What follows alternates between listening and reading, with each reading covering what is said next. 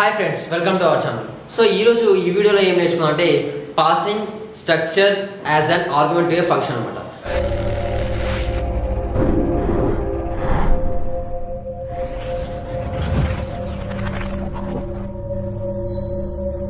So మన ఫంక్షన్స్కి మనము వేరియబుల్స్ అనేది సెండ్ చేసాం.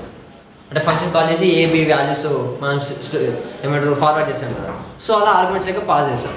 సో నెక్స్ట్ అరేస్ని కూడా పాస్ చేసాం. సో ఈసారి ఏంటి అంటే స్ట్రక్చర్స్ని పాస్ చేస్తాం అనమాట. సో ఇప్పుడు స్ట్రక్చర్ ఉంది కదా, ఏంటి నేమ్ కావచ్చు, పిన్ కావచ్చు, మార్క్స్ కావచ్చు. సో ఆ టోటల్ స్ట్రక్చర్ని ఆర్గ్యుమెంట్ లెక్క ఫంక్షన్కి పాస్ చేస్తాం అనమాట. సో అక్కడ పాస్ చేసి మనం వాటిని ప్రింట్ చేసుకుంటాం అనమాట. సో అది passing structures as an argument to A function అనమాట. సో దాని గురించి ఒక ప్రోగ్రామ్ చూద్దాం. సో ఇది passing structure variable as an argument అనమాట.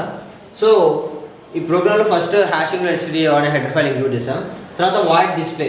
సో ఈ డిస్ప్లే ఏంటి అంటే ఇది ఒక ఫంక్షన్. సో ఈ ఫంక్షన్ ఏం చేస్తుంది అంటే మనకి స్ట్రక్చర్ వేరియబుల్లో ఉన్న మెంబర్స్ని ఆ స్ట్రక్చర్ వేరియబుల్స్లో ఏమేమి వాల్యూస్ ఉన్నాయో వాటిని మనకి డిస్ప్లే చేస్తాం అనమాట అవుట్పుట్ స్క్రీన్ మీద. సో ఇక్కడ మనం ఏం చేస్తాం, ఇంట్ స్క్వేర్ బ్రాకెట్ పెడితే అది ఒక అరే అనేసి. సో అలా మనము కంపైలర్కి చెప్తాం కదా. సో ఇక్కడ స్ట్రక్చర్ని మనం ఆర్గ్యుమెంట్ లెక్క పాస్ చేస్తున్నాం కాబట్టి సో స్ట్రక్చర్ అండ్ దాని యొక్క స్ట్రక్చర్ ట్యాగ్ అనేసి మనము ఇక్కడ ఆర్గ్యుమెంట్ లెక్క ఇవ్వాలన్నమాట. First declaration structure keyword and structure యొక్క ట్యాగ్ అనమాట, ఆ స్ట్రక్చర్ యొక్క నేమ్. సో ఈ రెండు ఇస్తే మనకి ఈ స్ట్రక్చర్ని పాయింట్ చేస్తాం అనమాట. సో దీంతో మనము ఏ వేరియబుల్ అయితే క్రియేట్ చేస్తామో ఆ వేరియబుల్ని మనం ఆర్గ్యుమెంట్ లెక్క పంపించవచ్చు అనమాట. సో ఇప్పుడు మనం 2 స్ట్రక్చర్స్ తీసుకుని ఒక స్ట్రక్చర్ని పంపించి ఇంకో స్ట్రక్చర్ వేరియబుల్ని మనము ఇవ్వడానికి ఉంటుంది అనమాట. సో ఏ స్ట్రక్చర్ని అయితే మనం ఇక్కడ డిక్లరేషన్లో ఇస్తాము సో దాని యొక్క వేరియబుల్స్ మాత్రమే మనం ఆర్గ్యుమెంట్స్ లెక్క పంపించాలన్నమాట. సో ఇక్కడ మనము చేసిన స్ట్రక్చర్ ఏంటి, బుక్ అనమాట. సో బుక్ అనే స్ట్రక్చర్ క్రియేట్ చేసాం. సో దాని యొక్క వేరియబుల్ ఏంటి అంటే బి అనమాట.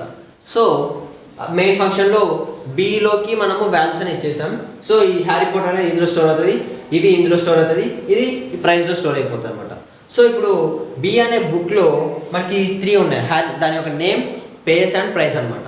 సో వాటిని మనం ఆర్గ్యుమెంట్ లెక్క డిస్ప్లే అనే ఫంక్షన్కి పంపిస్తున్నాం అనమాట. ఎలా పంపిస్తున్నాం, మన స్ట్రక్చర్ వేరియబుల్ ఉంది కదా. సో ఆ స్ట్రక్చర్ వేరియబుల్ని మనం ఆర్గ్యుమెంట్ లెక్క పంపిస్తే ఆటోమేటిక్ ఇవన్నీ ఈ వేరియబుల్కి సంబంధించినాయి కదా. సో ఇవన్నీ ఆర్గ్యుమెంట్ లెక్క వెళ్ళిపోతాయి అనమాట. సో ఇక్కడ మనం స్ట్రక్చర్ వేరియబుల్ని ఆర్గ్యుమెంట్ లెక్క పంపిస్తున్నాం. సో ఇక్కడ ఏం చేస్తున్నాం, డిస్ప్లే అనే ఫంక్షన్ని కాల్ చేస్తాం. అంటే ఈ ఫంక్షన్ని కాల్ చేస్తాం. కాల్ చేసి ఇక్కడ మనం ఆర్గ్యుమెంట్ ఇవ్వాలి కదా, ఏంటి స్ట్రక్చర్ బుక్ అంటే స్ట్రక్చర్ బుక్ అనే స్ట్రక్చర్ యొక్క వేరియబుల్ అనేది మనం ఆర్గ్యుమెంట్ లెక్క పాస్ చేయాలి. సో ఇక్కడ ఏంటి బి అనేది ఈ బుక్ అనే స్ట్రక్చర్ యొక్క వేరియబులే కదా. సో ఆ వేరియబుల్ని మనం పాస్ చేస్తాం. సో పాస్ చేయగానే కంట్రోల్ అనేది ఇక్కడికి వచ్చేస్తుంది. సో ఇక్కడ ఏమవుతుందంటే ఇక్కడ మనము ఇది డెఫినేషన్ కదా. సో ఫంక్షన్ డెఫినేషన్ అనేది ఈ ఫంక్షన్ ప్రోటోటైప్ ఎట్లా ఉందో అలాగే డెఫినేషన్ ఉండాలి. So void display struct book దానికి మనం ఒక వేరియబుల్ క్రియేట్ చేయాలి. ఇప్పుడు ఇంట్ అని రాసి ఇక్కడ ఇంటెక్స్ అని రాస్తాం కదా. సో అలాగే అక్కడ స్ట్రక్ట్ బుక్ అని రాస్తాం, ఇక్కడ స్ట్రక్ట్ బుక్ దానికి ఒక వేరియబుల్ అనేది చేయాలన్నమాట. సో దానికోసం నేను బి అని పెట్టినా. సో బీనే కాదు ఏదైనా పెట్టుకోవచ్చు మనం, ఏబిసిడిఆర్ వేరే స్ట్రక్చర్ బుక్ అనేసి ఏదైనా పెట్టుకోవచ్చు అనమాట. సో నేను బి అని పెట్టుకున్నాను ఎందుకంటే ఇక్కడ సేమ్ ఉంటే ఇక్కడ నుంచి ఇక్కడికి వచ్చినట్టు క్లియర్గా అర్థమవుతుంది అనేసి. So next printf name is equal to percentage space percentile price percentile. So వీటిని యాక్సెస్ చేయాలంటే ఎట్లా, మనము స్ట్రక్చర్ వేరియబుల్స్ ఎట్లా యాక్సెస్ ఇస్తాం, structure variable dot structure member అనమాట. సో ఇక్కడ స్ట్రక్చర్ వేరియబుల్ ఏంటి బి. సో దీని యొక్క మెంబర్స్ ఎట్లా యాక్సెస్ చేయాలి, structure variable dot structure members కదా. సో స్ట్రక్చర్ వేరియబుల్ అంటే ఇక్కడ బి డాట్ నేమ్ అంటే ఇది వచ్చేస్తుంది అనమాట, ప్రైస్ అంటే ఇది వచ్చేస్తుంది. సో నెక్స్ట్ స్పేస్ అంటే ఇది వచ్చేస్తుంది అనమాట. సో అలాగే b dot name. So name అంటే ఇక్కడ మనకి ఏం రిటర్న్ అవుతుంది, హ్యారీ పోటర్ కదా. సో హ్యారీ పోటర్ అనేది ఇక్కడికి వస్తుంది అనమాట, ఇక్కడ ప్రింట్ అవుతుంది. So next b dot pages అని ఇక్కడ ప్రింట్ అవుతుంది. సో నెక్స్ట్ ప్రైస్ అని ఇక్కడ ప్రింట్ అవుతుంది. సో ఎందుకు ఇలా ప్రింట్ అవుతుంది అంటే ఫస్ట్ ఇది ఉంది కాబట్టి ఫస్ట్లో ఉన్నది ఇక్కడ వస్తుంది, సెకండ్ ఉన్నది ఇక్కడికి వచ్చేస్తుంది, థర్డ్ ఉన్నది ఇక్కడికి వచ్చేస్తుంది అనమాట. సో అలా మనకి ప్రింట్ అయిపోతుంది. So first name is equal to percentage అంటే బి డాట్ నేమ్లో ఏముంది, హ్యారీ పోటర్.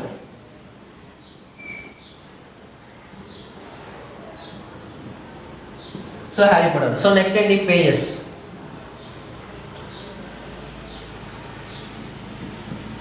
సో పేజెస్లో ఏముంది 232. నెక్స్ట్ ఏంటి ప్రైస్ ఎంత 100. సో ఇలా మనకి ప్రింట్ అవుతుంది అనమాట. సో ఇలా మనము స్ట్రక్చర్ని ఆర్గ్యుమెంట్లకు పంపించవచ్చు.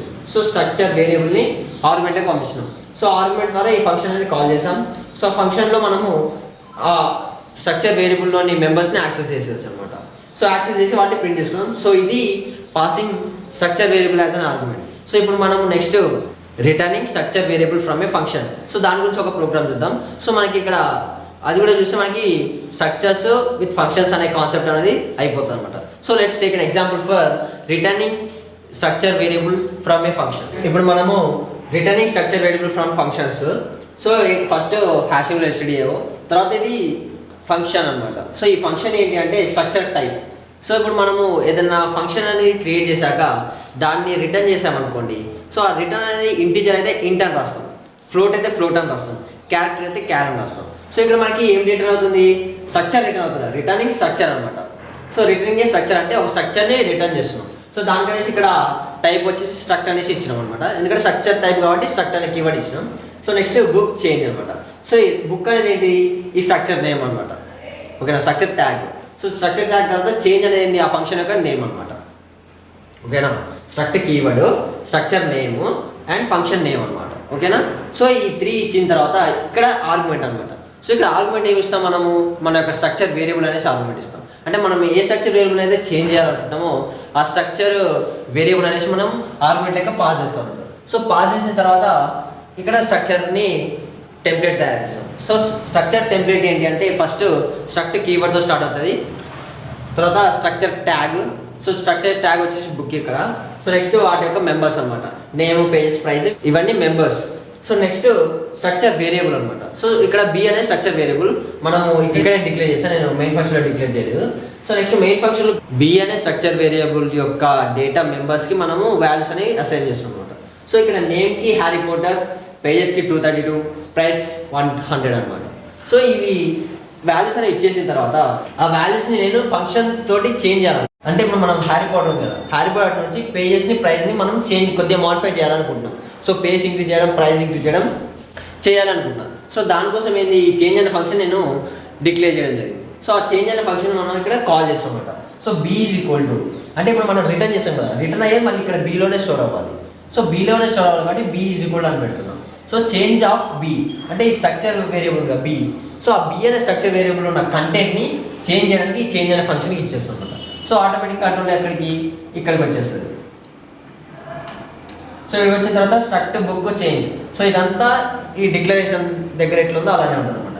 సో స్ట్రక్చర్ అనేది రిటర్న్ టైపు, బుక్ అనేది స్ట్రక్చర్ ట్యాగ్ అండ్ చేంజ్ అనేది ఫంక్షన్ నేమ్. సో ఇక్కడ ఆర్గ్యుమెంట్ అనమాట, struct book b. So b అనేది ఏంటంటే అక్కడ ఉన్న టెంపరీ వేరియబుల్ అనమాట. సో ఆ ఫంక్షన్కి మనం ఇచ్చే ఆర్గ్యుమెంట్ ఒక temporary variable. So next b dot pages అనమాట. అంటే ఇక్కడ బి ఉంది కదా, సో అందుకని బి డాట్ పేజెస్. ఒకవేళ ఏని సి అని అది ఇంకా వేరే ఏదైనా తీసుకుంటే దాని డాట్ పేజెస్ అనేసి రాయాలి. సో ఇప్పుడు ఏ అని తీసుకుంటే ఏ డాట్ పేజెస్, కానీ ఇక్కడ పేజెస్ చేంజ్ అయ్యేది మాత్రం దీనిది అనమాట. బి అనే వేరియబుల్దే చేంజ్ అవుతుంది అనమాట పేజెస్ అనేది. సో ఇక్కడ బి డాట్ పేజెస్ 300 అంటే ఇక్కడ 232 ఉంటే నేను ఇక్కడ 300 అనేసి ఇచ్చిన. బి డాట్ ప్రైస్ ఈజ్ కూడా 150. సో ఇక్కడ ప్రైస్ 100 ఉంటే ఇక్కడ 150 అనేసి ఇచ్చిన అనమాట. సో ఇక్కడ వాల్యూస్ అనేది చేంజ్ చేశారు. చేంజ్ చేసిన తర్వాత ఏంటంటే రిటర్న్ బి అంటే ఈ వాల్యూస్ అన్ని దాంట్లో స్టోర్ అవ్వాలంటే రిటర్న్ చేయాలి. సో రిటర్న్ చేసి దీంట్లో స్టోర్ చేసి అప్పుడు స్టోర్ అవుతుంది అనమాట. సో రిటర్న్ చేయగానే ఇక్కడ నుంచి ఇక్కడ వచ్చి స్టోర్ అవుతుంది అనమాట. ఈ 2 వాల్యూస్ మోడిఫై అయిపోయి ఇక్కడ స్టోర్ అవుతాయి.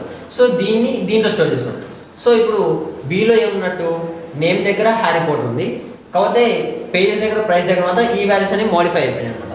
సో పేజ్ దగ్గర 300 స్టోర్ అయిపోతుంది, ప్రైస్ దగ్గర 150 అనేది స్టోర్ అయిపోతుంది అనమాట. సో ఇలా మనము ఒక స్ట్రక్చర్ వేరియబుల్ని మనం రిటర్న్ చేసేయచ్చు.